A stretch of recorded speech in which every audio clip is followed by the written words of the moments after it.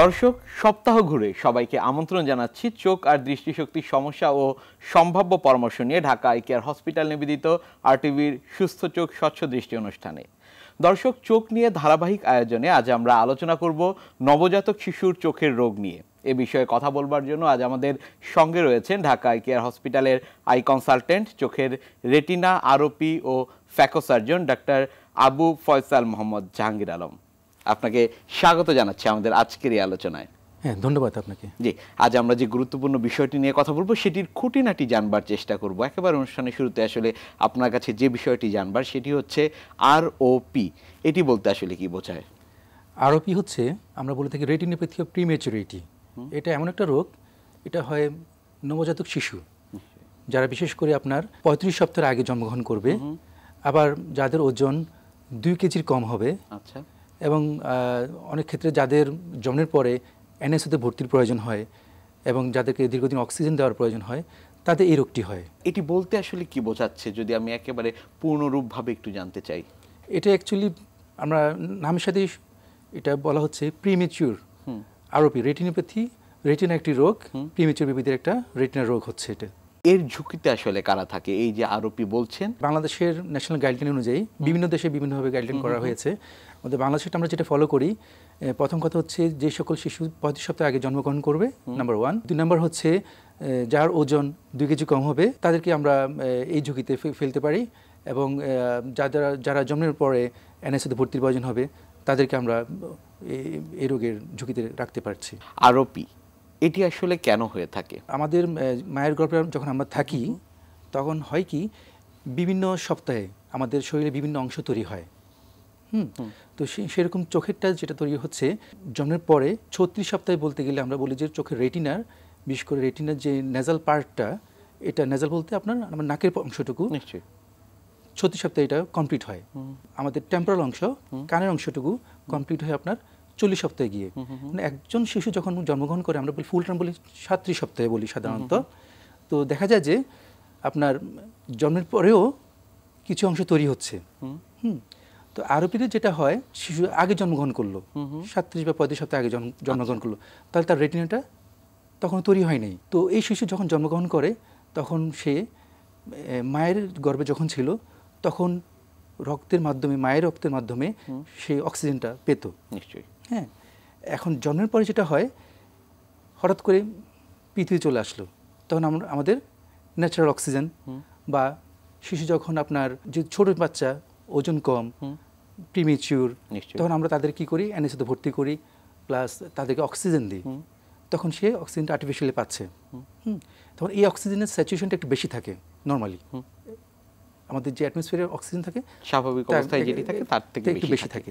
তো হয় কি, তখন আমাদের যখন রেটিনা, যখন ওই জন্মের পর যখন রেটিনাটা আস্তে আস্তে গ্রো আপ হচ্ছে, তখন ওখানে ভাস্কুলার এন্ডোথেলিয়াল গ্রোথ ফ্যাক্টর, একটা ফ্যাক্টর আছে, হরমোন আছে, যেটা আস্তে আস্তে রিলিজ হয়, হ্যাঁ, রেটিনা তৈরি করার জন্য, তার ভেসেলগুলো তৈরি করার জন্য। আচ্ছা। তো যখন আমাদের বাইরে থেকে অক্সিজেন দিচ্ছি তখন হয় কি, তার তো ভেসেলগুলো তখন গ্রো করার জন্য ভিজিটা রিলিজ হচ্ছে না, কারণ তার অক্সিজেনের প্রয়োজন নেই, কারণ অক্সিজেনটা সে অটোমেটিক পেয়ে যাচ্ছে। যখন আপনি বাচ্চা থেকে অক্সিজেনটা উইথড্র করছেন, হঠাৎ করে অক্সিজেন স্যাচুরেশনটা ভিতরে কমে যাচ্ছে। আচ্ছা। তখন হয় কি, ভিজির রিলিজটা বেড়ে যায়। তো নর্মাল প্যাটার্নে যে ভিজির রিলিজ হয়, এই বাচ্চার ক্ষেত্রে সে প্যাটার্ন হবে না, একটু বেশি হবে। বেশি হওয়ার কারণে, এই ভিজিফের কারণে যখন যেটা হবে, আপনার রেটিনার যে ভেসেলগুলো তৈরি হবে ওগুলো এলোমেলো তৈরি হবে। আচ্ছা। নর্মাল প্যাটার্নে হবে না। নর্মাল স্বাভাবিক বাচ্চা যেরকম যে প্যাটার্নের রেটিনা তৈরি হবে তারটা একটু ডিফারেন্ট হবে, এবং এই ভেসেলগুলো আপনার ভঙ্গুর থাকবে, সহজে এগুলো ছিঁড়ে যেতে পারে। এগুলো আপনার রেটিনাকে সংকুচিত করে টান দিয়ে, ট্রাকশন দিয়ে রেটিনাকে ছিঁড়ে ফেলতে পারে। আচ্ছা। এই রোগটাকে বলছি আমরা আরওপি, রেটিনোপ্যাথি অফ প্রিম্যাচুরিটি। নিশ্চয়ই। আরওপি সাধারণত আসলে কয় ধরনের হয়ে থাকে? আরওপি আমরা ধরন বলতে স্টেজিং বলি আর কি। 5টা স্টেজ আমরা ভাগ করে থাকি, স্টেজ 1, 2, 3, 4, 5। আচ্ছা। তো এক একটা স্টেজে রেটিনার স্ট্রাকচার দেখে, রেটিনার ধরন দেখে, ভেসেলের গ্রোথ দেখে আমরা এটাকে স্টেজিং করে থাকি। 5টা স্টেজে করে থাকি। আবার আমরা জোনে ভাগ করে থাকি, কোন জোনে হচ্ছে। এখানে জোন হচ্ছে আমরা 3টা জোনে ভাগ করি, 1, 2, 3। কোন জনে হচ্ছে সে ওয়াইজ এবং কোন স্টেজে আছে সে ওয়াইজ আমাদেরকে পরবর্তীতে চিকিৎসা পদ্ধতি নির্ধারণ করতে হয়। আমরা যদি একটু ছবির মাধ্যমে দেখে নিতে পারি। হ্যাঁ, অবশ্যই। হ্যাঁ, এই ছবিতে আমরা দেখতে পাচ্ছি স্টেজ 1। এখানে দেখেন একপাশে আপনার রক্তনালী দেখা যাচ্ছে রেটিনার, আরেক পাশে খালি একটা সাদা মার্ক দেখা যাচ্ছে। হ্যাঁ, এটা বলে আমরা স্টেজ 1, এটা একটা ডিমার্কেশন লাইন, যেটা বলা হয় ডিমার্কেশন লাইন। এই লাইন দেখে আমরা বুঝতে পারি যে স্টেজ 1-এ আছে। স্টেজ 2, এই যে ডিমার্কেশন লাইনটা আগের যেটা ছিল এটা একটু দেখেন বড় হয়ে গিয়েছে, এটা একটু ওয়াইড হয়ে গেছে। নিশ্চয়ই এটাকে আমরা বলি আপনার স্টেজ 2, এবং এটাকে বলা হয় রিজ। নেক্সট স্টেজ হচ্ছে 3 নম্বর স্টেজে এটা আরো বিশাল হয়ে গেছে, এবং এখানে আপনার ফাইব্রোভাস্কুলার পরিফেলেশন হয়। হ্যাঁ, এবং রেটিনাকে একটু সংকুচিত টান দেয়। এই স্টেজটা খুব খারাপ স্টেজ, এখানে আপনার চিকিৎসা অবশ্যই লাগবে। আচ্ছা, দেন স্টেজ 4, 4 নম্বর স্টেজ দেখেন, এটাকে আমরা দুইটা ভাগে ভাগ করি, স্টেজ 4A এবং 4B। 4A তে যেটা হয় ম্যাকুলা হচ্ছে এমন একটা পয়েন্ট আমাদের দেখার আসল জায়গা, সেন্টার পয়েন্ট, চোখের যে সেন্টার পয়েন্ট, এটা আমরা ম্যাকুলা বলে থাকি। এখন 4A তে হয় কি, ম্যাকুলা ইনভলভ হয় না, রেটিনাটা আস্তে আস্তে ছিঁড়ে যাচ্ছে কিন্তু ম্যাকুলা ইনভলভ হচ্ছে না। কিন্তু 4B তে গিয়ে ম্যাকুলা ইনভলভ হয়ে যাচ্ছে। তো ম্যাকুলা যখন ছিঁড়ে যাবে তখন ওই বাচ্চা আর দেখবে না। আচ্ছা, খুব খারাপ অবস্থা, কন্ডিশন আর কি, স্টেজ 4B-টা। সেক্ষেত্রে আসলে সাধারণত যখন চিকিৎসকের শরণাপন্ন হয় অনেকে, যখন রোগী নিয়ে আসছে বা বাচ্চাদের এই নবজাতকদের নিয়ে আসছে আপনাদের কাছে, কোন স্টেজে আপনারা বেশি পান? সকল স্টেজে পাওয়া যায়। আচ্ছা, যারা সচেতন থাকে তাদের ক্ষেত্রে আমরা দেখি যে স্টেজ 1, 2 পাওয়া যায়, কারো কারো 3। কিন্তু যারা অসচেতন থাকে, দেখা যায় একটু লেট করে আসছে, তাদের ক্ষেত্রে অনেক সময় 4 বা 5 স্টেজও পাওয়া যাচ্ছে। লাস্ট মান্থে একটা অভিজ্ঞতা আপনি শেয়ার করতে পারি। বাচ্চাটা এনএসইউতে ভর্তি ছিল, ভর্তির পরে যখন বাচ্চা ডিসচার্জ হয়, একজন ডিসচার্জ সার্টিফিকেট দেয় ডক্টররা, হ্যাঁ, এনএসইউ থেকে। ওখানে ওনার বাংলায় লিখে দিয়েছিল বাচ্চার বয়স যখন 1 মাস হবে তখন চক্ষু বিশেষজ্ঞ দেখাবেন। আচ্ছা, তো দুর্ভাগ্যবশত বাচ্চা বাবা মা 1 মাস বয়সে আসেনি, আমাদের কাছে এসছে 4 মাস বয়সে। এবং আমরা চোখটা পরীক্ষা করে দেখতে পেলাম যে তার পুরো রেটিনাটা একেবারে ডিটাচ, ছিঁড়ে গিয়েছে, স্টেজ 5, খুব খারাপ অবস্থায়। এমন একটা কন্ডিশনে আসছে যে তার আর চিকিৎসা করেও কোনো লাভ হবে না, বাচ্চা আজীবনের জন্য অন্ধ হয়ে গিয়েছে। খুব খারাপ লেগেছে আমার কাছে যে ডক্টর বলে দিয়েছিল, লিখে দিয়েছিল, তারপর ওনারা কোনো কারণে আসেন নাই আর কি, একটু দেরি করেছেন। সময় একটা গুরুত্বপূর্ণ সময় এখানে আরোপিতে সময়টা খুবই ইম্পর্টেন্ট। আমরা কোনো বাচ্চাকে সপ্তাহে 1 দিন করে ফলো আপ করি, কোনো বাচ্চা সপ্তাহে 2 বার ফলো আপ করি। এটা খুব ইম্পর্টেন্ট, কারণ প্রতিদিন রেটিনা গ্রো হচ্ছে। যেহেতু আমরা বলছি যে 40 সপ্তাহে গিয়ে রেটিনাটা ফুল ডেভেলপ করবে, তো আমরা যখন বাচ্চাকে 36 সপ্তাহে দেখছি বা 35 সপ্তাহে বা 30 সপ্তাহে দেখছি, তখন তো প্রতিদিন তার রেটিনাটা আস্তে গ্রো করছে। এখন কোন সপ্তাহে কী পরিমাণ গ্রো করছে, কোন স্টেজে আছে, এটা অ্যাকচুয়ালি না দেখলে তো বোঝা যাবে না। এবং এখানে সময়টা খুব ইম্পর্টেন্ট।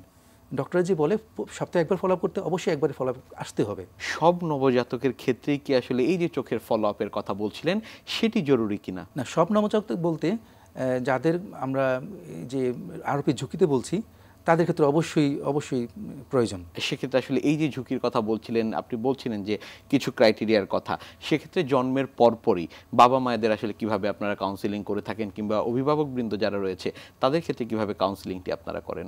কাউন্সিলিংটা প্রথম অবস্থায় আমরা যখন এটাকে বলে থাকি যে আরোপি গাইডলাইন যখন তৈরি করা হয়, এখানে আপনার শুধু চক্ষু বিশেষজ্ঞ না, এখানে একজন অবস্টেটিশিয়ান বা গাইনোকোলজিস্টের ইম্পর্টেন্স আছে, একজন শিশু বিশেষজ্ঞ। কারণ প্রথম অবস্থায় কিন্তু বাচ্চাকে যখন জন্ম হবে তখন কার আন্ডারে থাকবে? উনি তো থাকছেন একজন গাইনোকোলজিস্ট বা অবস্টেশন আন্ডারে। উনি তখন বলে দিবে যে বাচ্চাকে শিশু বিশেষজ্ঞ দেখান। আচ্ছা, হ্যাঁ, তখন শিশু বিশেষজ্ঞ ওনাকে ফলো আপ করেন বাচ্চাকে। তো শিশু বিশেষজ্ঞ যখন বলেন যে বাচ্চার চোখের সমস্যা থাকতে পারে, হ্যাঁ, তখন একজন চোখে বিশেষজ্ঞ শরণাপন্ন হন। তখন বাচ্চা মা আমাদের কাছে নিয়ে আসে, আমরা তখন থেকে স্টার্ট। তো এখানে কিন্তু অ্যাকচুয়ালি শুধু চোখে বিশেষজ্ঞ কাজ করবে না, এখানে 3টা ডিপার্টমেন্টে একসাথে কাজ করতে হচ্ছে। অ্যাকচুয়ালি সবারই ইম্পর্টেন্স আছে। এবং বাবা মাকে যখন বলা হবে চোখে বিশেষজ্ঞ দেখানোর জন্য, অবশ্যই বাবা মা সময় মতো, আমি যেটা বলছি, সময় মতো আসতে হবে। আরোপি স্ক্রিনিং এটির আসলে উপযুক্ত সময় কোনটি? উপযুক্ত সময় এখানে আমাদের বাংলাদেশের ন্যাশনাল গাইডলাইন অনুযায়ী আমরা 2টা রুলস ফলো করে থাকি। একটা হচ্ছে 30 দিনের রুলস, আর একটা হচ্ছে 20 দিনের রুলস। 30 দিনের রুলস মানে 30তম দিনে কাকে ফলো আপ করবো। নিশ্চয়ই, হ্যাঁ, এটা ফলো আপ করতে হবে যে সকল বাচ্চার বয়সটা জন্মের সময় 35 সপ্তাহের কম হচ্ছে। যদি 35 সপ্তাহের কম হয় এবং যার ওজন 2 কেজির কম হয়, হ্যাঁ, তাকে আপনি ফলো আপ করবেন 30তম দিনে, মানে 1 মাস বয়সে। যেটা বলা হয় 1 মাস বয়স, আমরা বলি 30তম দিনে। সেটা অনেক সময় 1 মাস বললে হয় কি, বাচ্চার বাবা মার 1 মাস কি একে অনেক সময় 2 মাস। হিসাবটা সঠিক করবার জন্য দিন হিসাব গণনা করা 30তম দিনে বললে নিশ্চয়ই সাধারণত 30তম দিনই আসবে। 1 মাস বলে অনেক সময় সেটাকে 1 কে 2 মাস হয়ে যায়, অনেক ক্ষেত্রে হয় আর কি দেখি আমরা। আরেকটা বলি আমরা 20তম দিনে, যেটা হচ্ছে বাচ্চার জন্ম সময় যদি আপনার 30 সপ্তাহের আগে হয় এবং যার ওজন 1.5 কেজির কম হবে, তাকে আপনার প্রথম স্ক্রিনিং মানে প্রথম চেক আপটা আপনাকে করতে হবে 20তম দিনে। এটা হচ্ছে 2টা ক্রাইটেরিয়া ফলো আপ করা হচ্ছে আর কি আমাদের বাংলাদেশে। আরেকটা হচ্ছে যাদের এনআইসিতে ভর্তি প্রয়োজন হচ্ছে যে কোনো কারণে, অন্যান্য রোগের কারণে, তাকে তো অবশ্যই অক্সিজেন দেওয়া লাগে, সে সকল বাচ্চাকে আমাদের আপনার স্ক্রিনিং আওতায় আনতে হবে। আরওপি এর প্রতিরোধমূলক ব্যবস্থা কি কি রয়েছে? আচ্ছা, আরওপি প্রতিরোধ করতে হলে প্রথমেই বাচ্চা যখন মায়ের গর্ভে থাকেন তখন থেকে আমাদের এটা স্টেপ নিতে হবে। স্টেপটা কেমন, আমরা বাচ্চার মাকে রেগুলার একজন অবস্টেটিশিয়ানের ফলো আপে রাখবো, যেটাকে আমরা মেডিকেল টার্মে বলি অ্যান্টিনেটাল চেক আপ। নিশ্চয়ই। তো অ্যান্টিনেটাল চেক আপটা একজন অবস্টেটিশিয়ান বা গাইনোকোলজিস্ট বাচ্চার মাকে যখনই ওনাকে চেক আপ করতে বলবেন, অবশ্যই ওই সময়টাতে চেক আপ করতে হবে এবং মায়ের যাতে কোনো রোগ না হয় এবং বাচ্চা যখন মায়ের গর্ভে থাকবে তার কোনো অসুবিধা না হয় সেদিকে অবশ্যই বাবা মাকে খেয়াল রাখতে হবে এবং একজন গাইনোকোলজিস্ট বা অবস্টেটিশিয়ানের খেয়াল রাখতে হবে। এটা হলো প্রথম ধাপ। আমরা অনেক সময় IUGR বলি, ইন্টারনাল গ্রোথ রিটার্ডেশন যেটা বলা হয়। হ্যাঁ, তো দেখা যাচ্ছে বাচ্চা মায়ের গর্ভে আছে, বাচ্চার যেভাবে ওজন বাড়ার কথা সেভাবে বাড়ছে না। তো সেক্ষেত্রে শরীরের প্রতিটা অঙ্গই কিন্তু এফেক্টেড হয়। সেক্ষেত্রে চোখও এফেক্টেড হবে অন্যান্য অঙ্গের সাথে সাথে।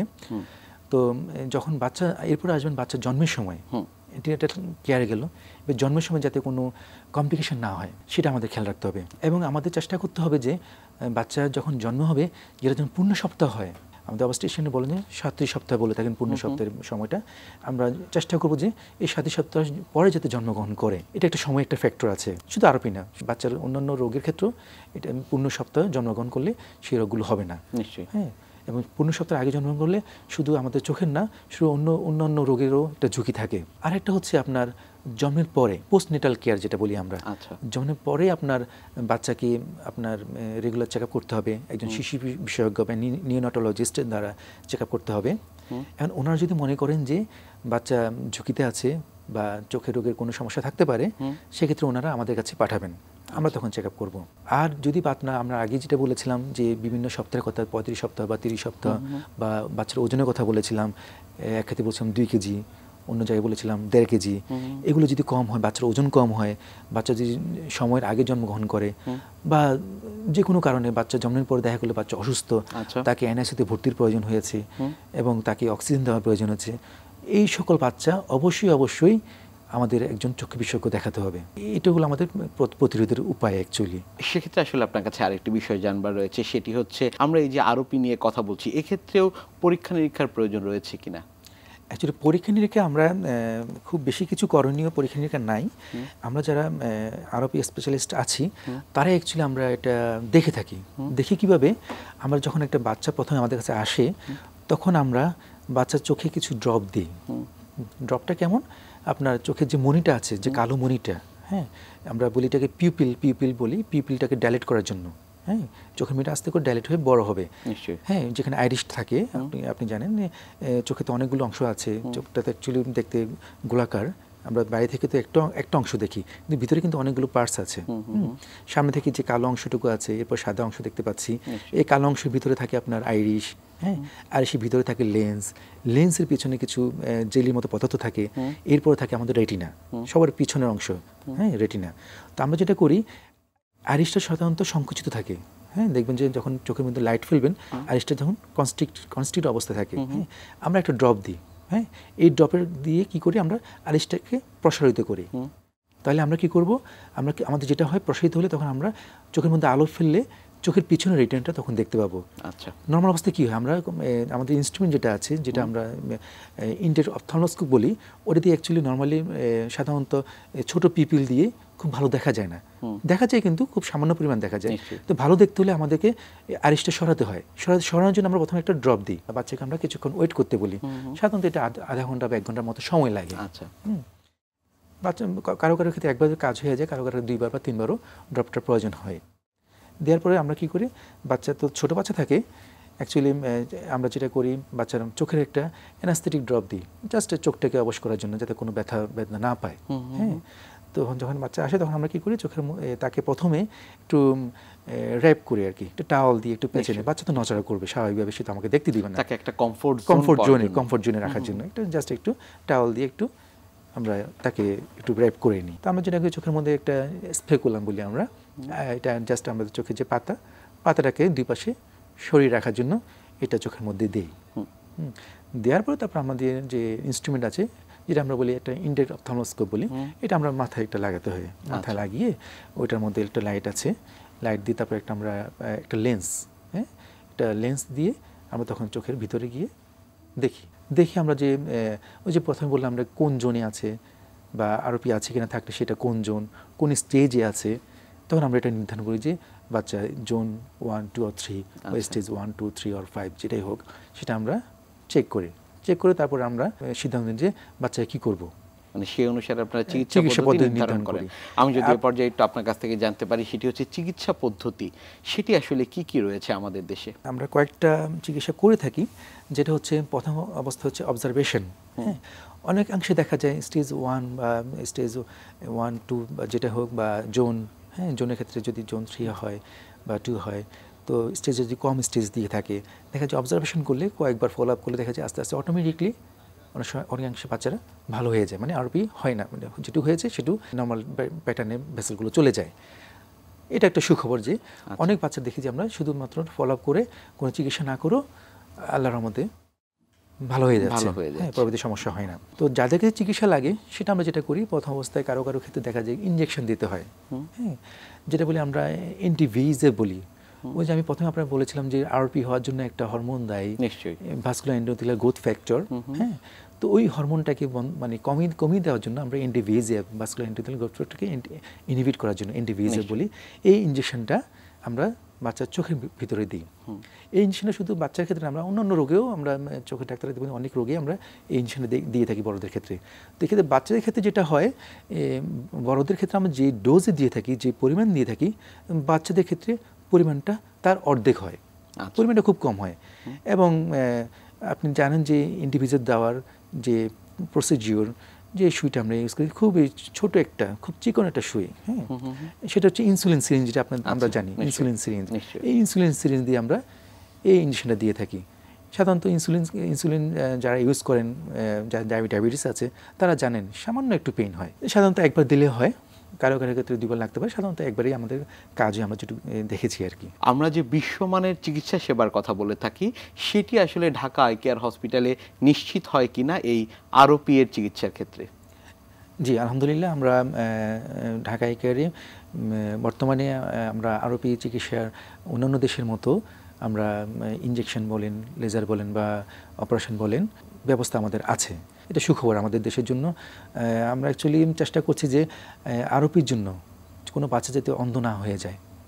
এটা এমন একটা, আমি সবাইকে বলি খুব খারাপ রোগ। এটা খারাপ এই হতে যে এই রোগ হলে কিন্তু যদি অ্যাডভান্স স্টেজে চলে যায়, বাচ্চারা কিন্তু চিরদিনের জন্য অন্ধ হয়ে যায়।